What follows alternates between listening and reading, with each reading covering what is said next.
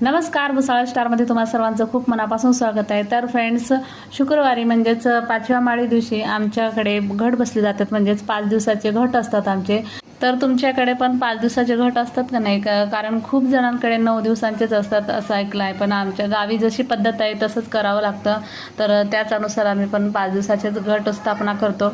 तर मोठी प्लेट आहे आणि प्लेटावरती पत्रावळी आहे. पत्रावळीमध्ये वावरी पूर्ण अशी पसरवून घेतली आहे आणि त्याच्यामध्ये जे काही धान्य असतं आपले 7 असो किंवा 9 असो 11 असो असे धान्य करायचे असतात आणि सगळे धान्य टाकायचे असतात आणि असं धान्य सगळीकडे असे पसरवून घ्यायचे आहेत आणि त्यानंतर कलश घ्यायचा आहे. कलशामध्ये पाणी भरून घेऊन त्यामध्ये हळदी, कुंकू, अक्षदा, फूल, दुर्वा आणि एक नाणं घालायचं आहे आणि त्यानंतर त्याच्या भोवती गोल विड्याचे पानं ठेवायचे आहेत आणि त्यानंतर नारळ ठेवायचं वरती.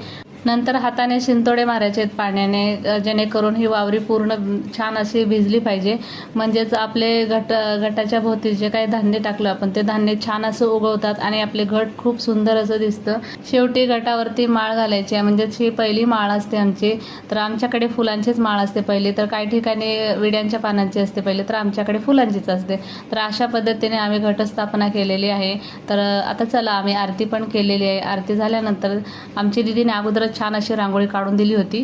तर आरती झाल्यानंतर छान असं प्रसाद वगैरे ठेवला आणि सर्वांनी ते छान असं आम्ही दर्शन वगैरे केलं आणि चला म्हणलं आता काहीतरी पोटोबा केला पाहिजे. तर आमच्या कृष्णवीला भूक लागली होती, ती मम्मीच्या पाठी वाढली होती, चल काहीतरी खाऊ खाऊ असं म्हणत होती. तिला खाऊ खायचं होतं काहीतरी.